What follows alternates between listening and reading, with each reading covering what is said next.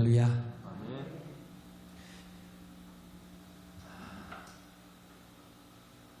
하나님은 우리의 모든 죄를 사하시는 용서의 하나님이십니다. 할렐루야. 사람이 한번 죄에 빠지며 자신의 삶의 인생 가치를 다 잃어버리죠. 그죠? 우리가 요즘 보잖아요.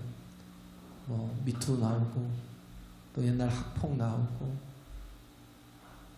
한 번 나오면 그 다음 모든 인생이 한 번에 한순간에 싹 무너지더라고요. 죄는 구정물같이 잠겨있을 뿐이에요. 근데 한번 누가 훅 휘졌으면 확 올라옵니다. 그렇게 되면 우리 인생이 다 망가져요. 그런데 그러지 않아도 망가져요. 죄가 우리 인생을 존귀하지 못하도록 가치 있게 되지 못하도록 우리를 망하게 한다는 거예요. 우리는 다 하나님의 형상대로 지음받은 존재잖아요. 그렇죠? 하나님의 은혜로 살아가는 존재잖아요. 그래서 우리 자신이 우리 삶에서 존귀하게 살아야 되는데, 가치 있는 인생을 살아야 되는데, 죄가 우리의 모든 삶을 다 파괴시킬 수 있다. 죄를 짓고는 그 모든 것을 가지고도 행복하지 않습니다. 죄를 짓고는요, 늘 불안해요. 늘 초조해요. 그게 심판입니다. 왜? 예수가 아니면 해결할 방법이 없거든요. 그잖아요? 예수가 아니면 해결할 방법이 없어요. 요한복음 3장 16절 이하로부터 쭉 보면 예수를 믿지 않은 것 자체가 심판이라는 거예요. 왜? 죄가 나를 계속 망가뜨리고 괴롭게 하고 지옥을 살게 하니까. 죄라는 게 그렇다는 거예요. 우리가 세상과 이 마귀로부터 흔들리지 않으려면 방법은 하나예요. 우리 기준이 명확해야 돼요. 중심을 잘 잡아야 된다. 그게 뭐냐면 말씀이라는 거예요. 복음이라는 거예요. 예수 그리스도라는 거예요. 우리의 삶의 중심이 예수 그리스도로 온전히 세워지면 세상이 나를 흔들고 마귀가 나를 흔들어도 괜찮아요. 왜? 그 속에는 은혜가 있으니까. 할렐루야. 은혜가 있으니까. 그 속엔 용서가 있고 구속이 있으니까. 얼마든지 내가 죄가 드러나도 그래요. 나는 그런 죄인입니다. 옛날에 제가 얘기했잖아요. 한경정 목사님이 장로님들과 조금 이렇게 약간 사이가 안 좋았을 때 어떤 장로님이 당회에서 목사님이 죄가 이렇게 많은 거 아십니까? 그러면서 10가지 죄를 내가 적어왔다 하면서 읽어주는데 목사님이 바로 소리를 질렀대요. 무슨 소리냐고. 내 죄가 그거밖에 안 되잖아. 내 죄는 100가지도 넘어. 그러니까 거기서부터 그러면서 11번째, 12번째, 13번째 자기 죄를 그냥 다 얘기를 하는 거야. 거기서 이제 다 깨지고 화해가 됐다고 하잖아요. 그런 이유가 뭐예요? 용서의 은혜가 있으니까. 할렐루야. 마귀가 흔드는 게 뭐예요? 정죄하는 거예요. 네? 그럼 예수가 없으면 정죄를 받으면 견딜 수가 없어요. 어떤 사람도 그걸 이길 방법이 없어요. 이 여인은 죄인이라는 거예요. 이 여인은 죄인이라고 사람들이 손가락질한 죄인이라는 건 창기라는 거예요. 창기. 누구나 다 아는 창기라는 거예요. 누구나 다 손가락질하는 창기라는 거예요. 그런 죄인임에도 불구하고 이 여인에게 용서의 은혜가 보여지니까 주님 앞에서 그렇게 당당하게 설 수 있는 거예요. 주님 앞에 그 받은 은혜를 마음껏 쏟아부을 수 있는 거예요. 자기를 다 계속 쏟아붓는. 왜? 은혜가 있으니까. 이 은혜라는 걸 모르면 도대체 왜 희생해야 되는지 몰라요. 은혜를 모르면 왜 저렇게 바보같이 저렇게 헌신해야 되는지 몰라요. 은혜를 알면 얼마든지. 왜? 마태복음 18장에 있는 것처럼 우리는 1만 달란트 빚진 자거든요. 항상 하는 얘기잖아요. 1만 달란트가 얼마나 큰지 모르죠. 그냥 제가 말을 하니까 그래 내가 조금 죄인이야, 내가 좀 죄를 졌지, 이런 식으로 상상할지 몰라요. 한 달란트가 얼마냐면 금이 34kg예요. 한 달란트가 금이 34kg면요 1만 달란트는 조 단위를 넘어갈 것 같아요. 제 생각에 거의 경으로 가지 않나는 생각이 듭니다. 무슨 말이에요? 내 죄가요 도무지 내가 갚을 길이 없다는 거예요. 내가 해결할 방법이 없다는 거예요. 누구나 다 그래요. 그 죄로 인해서 죽어야 되는 거예요. 그 죄로 인하여 정말 영원히 꺼지지 않는 곳에서 계속 제 형벌을 받아야 될 존재라는 거예요. 네, 해결할 방법이 없어요. 뭐가 아니면, 은혜가 아니면. 이걸 깨닫지 못한 사람과 깨닫는 사람의 차이는 천지 차이죠. 어마어마한 차이. 500데나리온과 50데나리온을 얘기했지만, 예수님께서 살살 하시느라고 그렇게 얘기했지만, 달란트에 비해서 데나리온 한 데나리온은 하루 품삯에 불과하잖아요. 약 한 5천만 원 정도, 그죠? 5천만 원 정도 하루 품삯을 10만 원으로 잡는 한 5천만 원 정도 빚진 자가 탕감을 받는 게 500만 원 빚진 자보다 훨씬 더 그 마음의 감동이 크겠죠. 왜? 나는 그와 같은 죄인이기 때문에. 우리가 왜 온전한 신앙생활이 안 되는 줄 아세요? 아직도 내 죄를, 아직도 내가 받은 은혜를, 아직도 내가 받은 사랑이 얼마나 큰 건지를 깨닫지 못한다.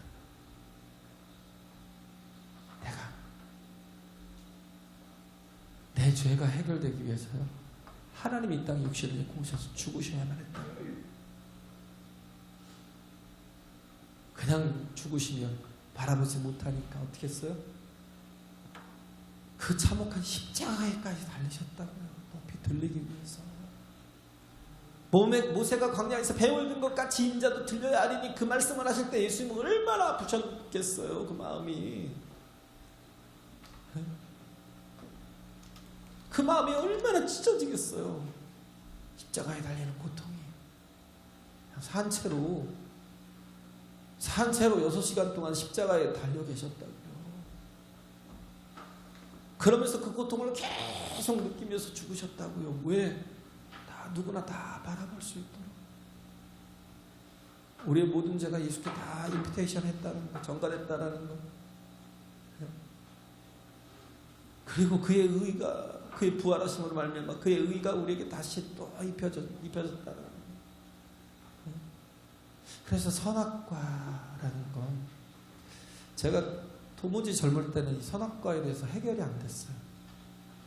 도대체 뭐지? 동산 중앙에 선악과를 심어놨잖아요. 그 질문을 하는 사람, 저한테 질문을 하는 사람 열이면 열 다 그랬어요. 왜 하나님께서 선악과를 동산에 두셔서, 중앙에 두셔서, 먹고 타락할 걸 알면서도 거기다 하필 선악과를 두셔서, 그래서 사람이 죽게 만들었냐. 왜 그런 질문을 하냐면, 선악과를 뭘로 보냐면 유혹으로 봐요. 유혹으로. 죄의 유혹으로 봐요.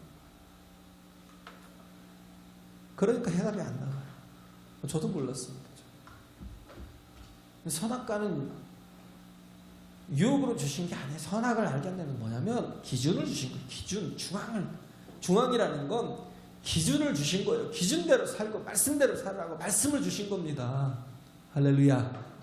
네, 말씀을 주신 거예요. 모세가 이스라엘 백성들을 이끌고 갔을 때 하나님께서 어떻게 했어요? 네, 동서남북 세 지파 그 사이에 성전을 두셨어요. 성막을 두셨어요. 거기에 구름기둥과 불기둥, 하나님의 임재를 보여주신 거예요. 뭐예요? 우리 중심의 삶은 다 하나님으로 인하여 살 때 온전해질 수 있다라는 거예요. 그죠? 근데 그걸 버린 거예요. 버린 거예요. 선악과를 따먹었다는 건 첫째 뭐예요? 네.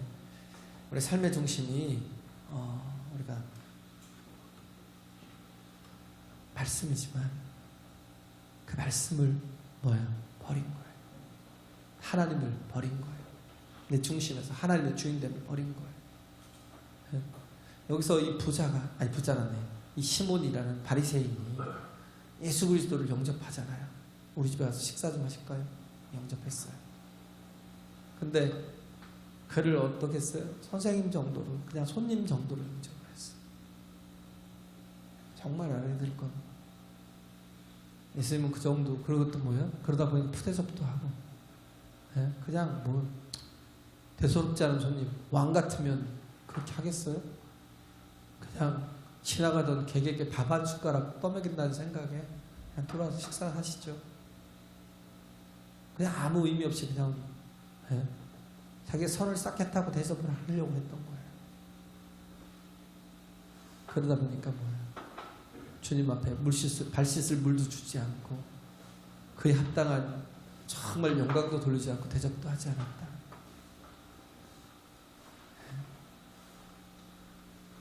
우린 말해드릴게요. 선악과는요, 악을 행해도 죽는다라고 하는 거죠. 악을 행하면 반드시 죽는다는 거예요. 선악을 알게 한다는 건 뭐냐면, 알게 하는 실과를 먹었다는 건 뭐냐면, 악을 행한 자는 반드시 죽는다는 거예요. 그죠? 로마서 1장에 보면 29절 30절에 이렇게 보면 불의, 추악, 탐욕, 악의, 시기, 살인, 분쟁, 사기, 악독, 수군수군함과 비방함과 능욕과 교만함과 자랑함과 악을 도모하고 부모를 거역하고 우매하고 또 배악하고 부정하고 무자비한 사람, 이런 사람은 사형에 해당한다고. 사형에 해당한다고 29절에 32절에 말씀하고 있는 거예요. 악을 행하는 사람은 뭐예요? 반드시 사형에 해당한다는 건 죽는다는 거예요. 그런데 또 말씀하고 있는 게 로마서 3장에 보면 계속 얘기하고 있잖아요. 3장 10절, 12절, 또 23절에 보면 말하고 있는 게 뭐예요? 의인은 없나니 하나도 없고 선한 이도 없다는 거예요. 그래서 뭐예요? 모든 사람이 다 죄 아래 있고 죄인이라는 거예요.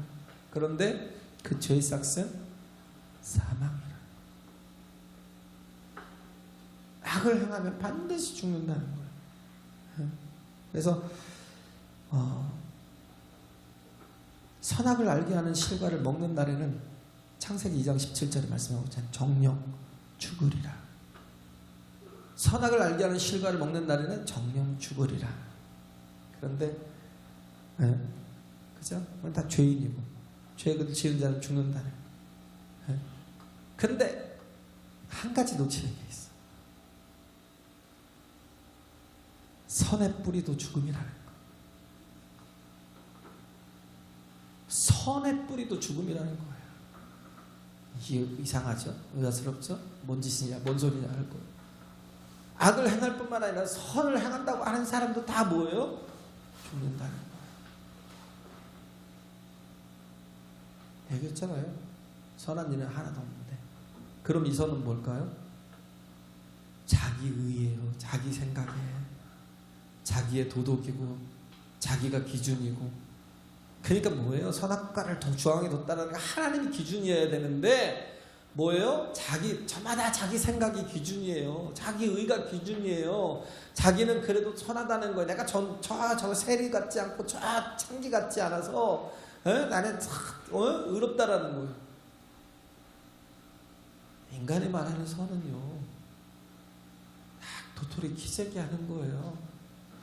상대적인 비교 속에서 나오는 선에 불과해요. 그런데 그걸로 지금 위로를 받아요. 그걸로 뭐예요? 모든 종교가 다 그래요. 그걸로 나는 뭐예요? 영생한대요. 그걸로 천국에 간대요. 왜 자기를 모르죠? 누가 할까 모르는 두려움, 죄가 얼마나 많은지. 그잖아요. 내가 부모에게 얼마나 못되게 한 죄인인지. 제가 그랬어요. 제가 정말 많이 울었던 거는요, 슬퍼서 온 것이 아니에요. 정말 그잖아요. 성도의 또 이렇게 장례는 기쁜 거야잖아요. 막 찬송하며 감사를 보내야 되잖아요. 저는 안 그렇더라고요. 너무 미안한 거예요. 아빠 미안해. 아버님 미안해. 아버님 죄송해요. 내가 죄가 있습니다. 그동안 잘못한 게, 내가 그동안 서운하게 한 게 너무 떠오르니까 그게 너무 가슴이 아프더라고요. 전 처음 당한 일이라 이게 뭔지 몰랐어요. 장모님 돌아가실 때도 뉴욕에 있는데 전화를 했더니 장모님이 그러시더라고요. 김서방, 나 이제 죽을 것 같아. 그 소리 듣고 바로 티켓 끊었어요. 그 소리 듣고 바로 티켓 끊었는데 다음날 출국인데 그 전날 저희 집사람 전화 왔어요. 엄마 돌아가셨어요. 억장이 무너지더라고요. 뉴욕에서 걸어다니면서 계속 울었어요. 그리고 비행기를 탔는데 웃긴 게 가다가 하나가 꺼져버렸어요. 엔진 하나. 시애틀에 내려가고 비행기 그 다음날 타면 또 내리라고, 그 다음날 비행기 타면 또 내리라고, 그 다음날 비행기 타면 또 내리라고. 그래서 못 봤어요. 그래서 이번 처음이거든요. 한 번에 이렇게 아버님하고 저희 아버지랑 같이 한 번에 돌아가신 게 이게 또 내 탓이더라. 여러분, 내 탓이더라. 그래서 너무 죄송하고, 정말 저는 장례가 너무 기쁨으로 보내드리고 막 감사로 찬송하며 보내드리고 이러고 싶었어요. 그게 안 되더라고요. 그래서 선의 뿌리도 죽음이라는 거예요. 선도 악도 다 죽는다는 거예요. 내가 옳다고 생각하는 신념이 자기 선이기 때문에 자기의, 자기 생각, 하나님을 믿어서 그래요. 어떤 친구는 보니까요, 여기다 타투를 했더라고요. 로마서 8장 28절 하나님을 사랑하는 자고 그 뜻대로 부르심을 입은 자들 모든 합력하여 선을 이룬다. 타투를 했어요. 그러니까 뭐예요? 말씀도 자기 기준 가지고 해석을 하는 거예요. 참 조심해야 될 게 그거예요. 참 신앙생활을 한다면서 모든 게 다 자기가 기준이에요. 자기가 기준. 말씀을 들어도 해석하는데 취사 선택해서 골라서 들어요. 골라서. 근데 정말 우리는 뭐냐면 말씀 앞에요, 입을 다물 수밖에 없어요. 무슨 진짜 말씀 앞에 입을 다물 수밖에 없어요. 그럼 정말 은혜를 입은 자기 때문에 너무 은혜가 되는 거예요. 하나님의 은혜가 아니면 우리 살 수 없는 존재입니다. 할렐루야. 네? 그래서 우리가 붙드는 건 뭐예요? 하나님의 말씀, 하나님의 의, 하나님의 기준, 하나님의 생각, 하나님의 마음이라는 거. 그게 아니고 내 선, 내 의. 바리새인과 같이 자기의 의를 가지고 내가 이만큼 했으니까 나는 선한 사람이야. 근데 속에서는 그렇게 미워하는데, 그렇게 미워하잖아요. 네? 그잖아요. 가장 가까운데 그렇게 정말 미워해요. 사랑도 주지 못하고 미워하고 갈등하고 고통하고 마음도 안 열고. 저처럼 나중에 후회하지 마시고요. 주님을 사랑하듯, 우리 집사님 말씀하듯 주님을 사랑하듯 한 영혼 한 영혼을 그렇게 사랑해야 돼요. 할렐루야. 특히 가까운 사람을 사랑하지 못하는데 저기 먼 사람을 어떻게 사랑해요? 초월적인 사랑을 어떻게 하겠어요? 내 식구도 내 가장 가까운 사람도 사랑하지 못하면서 초월적인 사랑을 해요? 불가능해요. 그럴 수밖에 없는 거예요. 바리새인처럼 자기 의를 가지고 적당히 신앙생활을 하다 보면 조금만 얘기를 하다 보면요, 그런 분들이 있더라고요. 조금만 얘기하다 보면 기준이 너무 강한, 자기 생각이 너무 강한. 네. 우리는요, 그렇기 때문에, 말씀을 알기 때문에 은혜 아니면 살 수 없는 존재이기 때문에 어떠할수록 더 겸손해야 돼요. 네. 더 낮은 소리.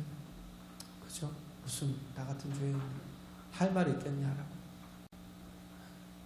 정말 하나님 앞에 그렇게 서야 된다는 겁니다. 할렐루야. 네.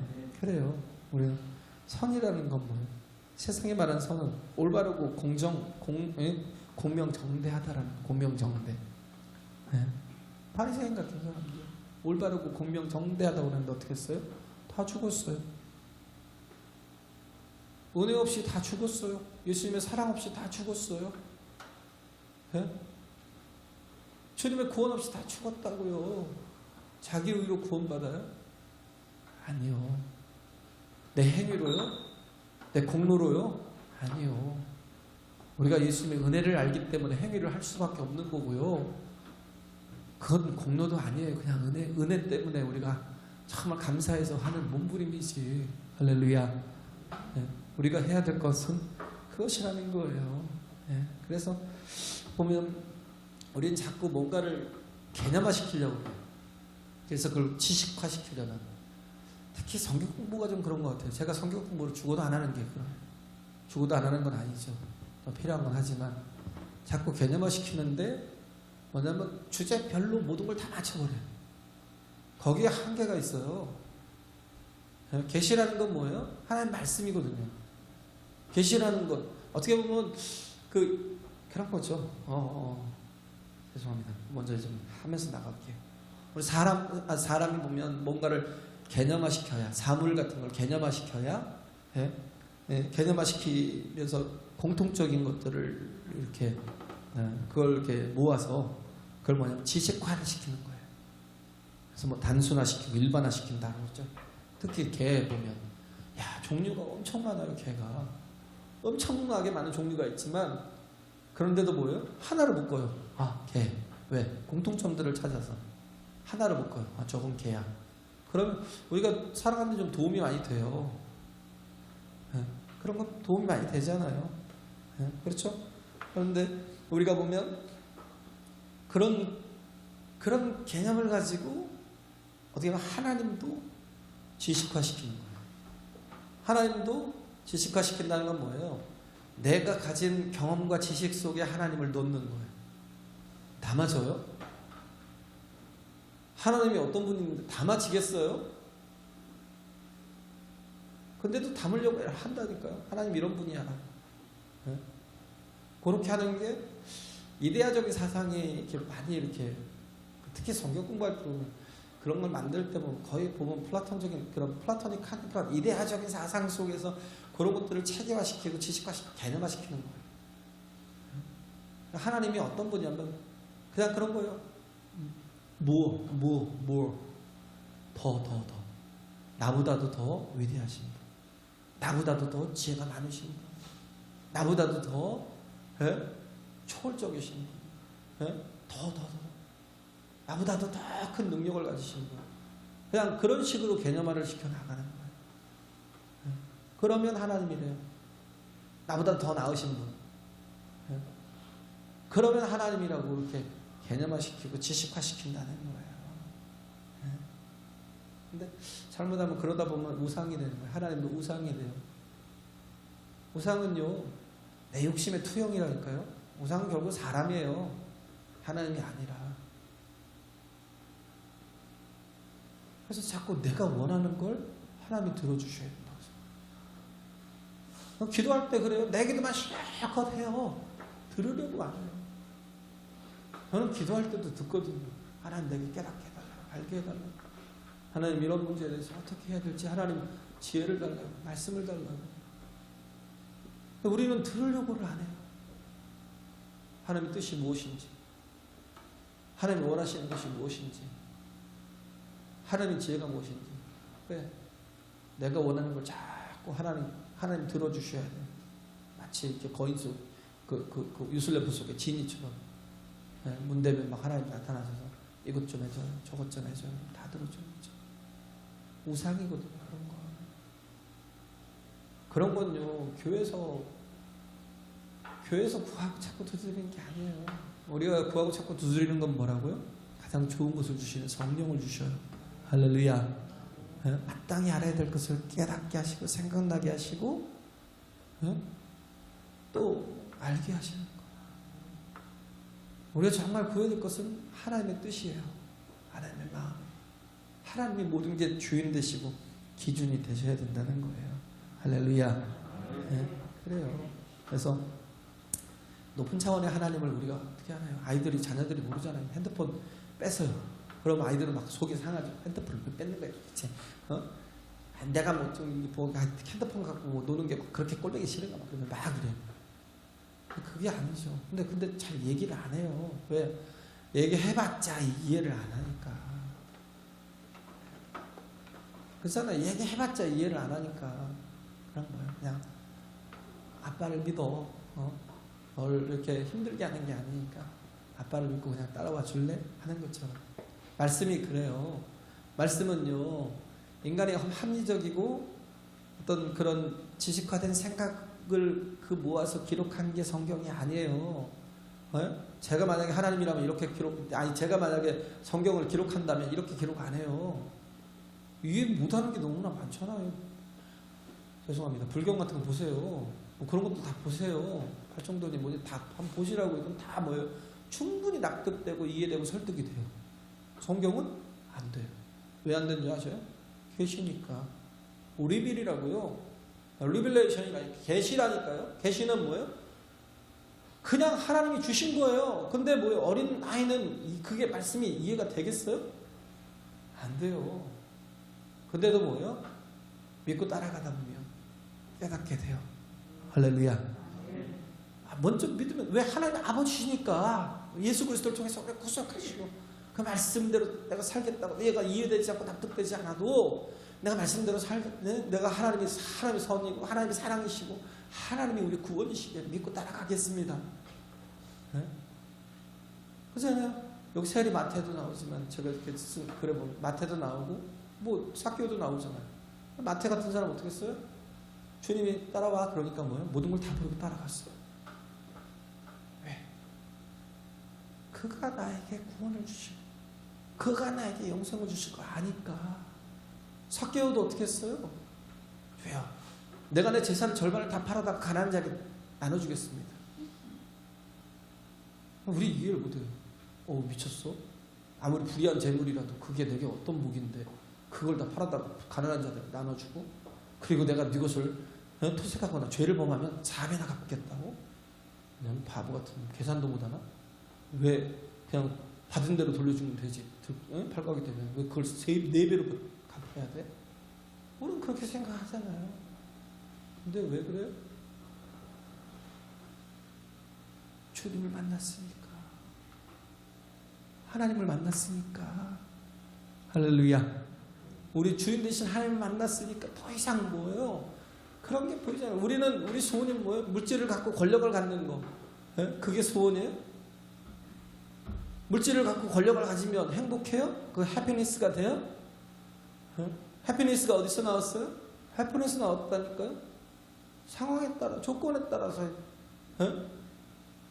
막 들쑥날쑥 해야 돼요. 어느 때는 슬퍼하고 어느 때는 막 기뻐하고. 왜? 상황에 매달리니까. 그게 아니라 우리는 뭐예요? 속사람이 변화되면 돼요. 할렐루야. 속사람이 변화되면 돼요. 내 안에 하나님의 은혜의 강수가 막 생수가 막 계속해서 흘러 넘쳐 나오면 상황과 조건에 상관없어요. 재벌이 뭐예요? 그 삶이 아름다워 보여요? 재벌의 삶이? 돈이 많으면 그래요? 재벌들 보세요. 죄송합니다. 제 큰아버지 동생이 돌아가셨는데 안 오셨어요. 그 양반 한국에서 알아주는 재벌이에요. 대한투자금융 사장이었다가 쌍용증권 사장이었다가 청문회 때 나왔어요. 98년도 저기 할 때 청문회 나와갖고 죄송합니다. 죄인입니다. 네, 죄송합니다. 그냥 저기만 부위만 보냈더라고요. 또 최소로 보냈더라고요. 그리고 안 오시더라고요. 동생이 죽었는데 그래서 너무 가슴이 아파요. 아름답지 않아요. 진짜 그런 삶이 행복해 보여요? 행복하지 않아요. 권력을 잡고 행복해요? 아니 모든 권력을 다 쓸 수 있는 권력을 잡은 김정은이 행복해 보여요? 우리나라 대통령은 조금 그래도 눈치라도 봐야 되니까 안 돼요. 근데 김정은은 무소불위인데 좀 말 안 들으면 뭐 장사정포인지 뭔가로 막 갖다 쏴대버리고 자기 원하는 대로 하는 게 그게 아름다워 보여요? 그 뜻대로 하는 게 아름다워 보여요? 우린 자꾸 뭐 했냐면 보이는 것대로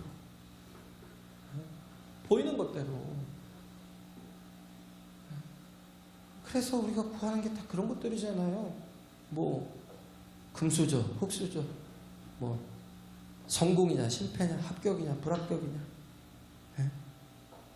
그냥 보이는 걸 가지고 자꾸 하려고 하니까. 예수님께도 돈을 갖고 나서 그랬잖아요. 가이사에게 세를 바치는 게 가합니까? 왜? 가하지 않다 그러면 뭐예요? 어떻게 돼요? 제국주의가 되는 거예요. 친제국주의가 되고. 가하다 그러면 뭐예요?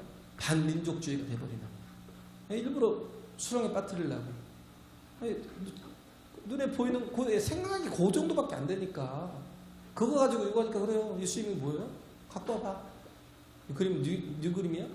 가이사예요. 그럼 가이사의 것은 가이사에게, 하나님 것은 하나님께 드려. 뭐냐면요, 보는 게 달라요. 보는 게 다르다고요. 생각하는 게 다르고요. 중심이 달라요. 그래서 많은 사람들은 사건에 매달리지만 우리는요, 사건에 매달리는 게 관점에 매달려요. 관점을 봐요. 사람들은 정보가 다라고 생각하지만 뭐예요? 우리는 통찰력을 주신다고요. 하나님이 인사이트를 주셔요. 할렐루야.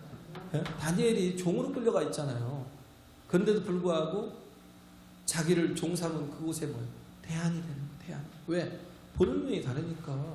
금신상 하나가 있는데요, 이게 뭐예요? 뜨인돌 하나 때문에 다 깨져버리는 거예요. 아무리 제국 바벨론이 일어나면 뭐예요? 바사가 일어나면 뭐예요? 헬라 알렉산더가 그렇게 위대하면 뭐 하겠어요? 한 번에 뜨인돌 한 번에 깨져버리면 박살나는 거예요. 우리 세상 것이 그래요. 세상 거 아무리 붙들어도 그거는 뭐예요? 그냥 잠시 소유하고 잠시 누리다가 가는 것뿐이에요. 우리가 봐야 될 건 뭐예요? 영원한 것들이요. 할렐루야. 하나님께서 그걸 보여주시는 거예요. 말씀을 통해서 그걸 보여주시는 거예요. 이 시몬이 보지 못한 게 뭐예요? 예수님이 우리의 주인이심을, 그가 우리 하나님이심을 그걸 보지 못하니까, 이 여인은 그걸 발견하니까 어떻게 해요? 세상에 예수님의 발 밑으로 조용히 와서요, 너무 죄스러워서. 근데 말씀을 통해서 은혜를 이미 받은 거거든요. 용서를 정말 받은 거예요. 그게 너무 감사해서 와서 예수님의 발 앞에 눈물로 그의 발을 씻고. 여자의 자존심은 머리카락이잖아요. 제가 봤다니까요. 머리 한 번 하러 가는데 30만 원 드는 거 봤어요. 야, 진짜. 이거 두 벌을 사겠네. 제가 99,000원짜리 사러 갔다가 속아갖고 입고 나니까 16만 5천 원이라고 얘기했다.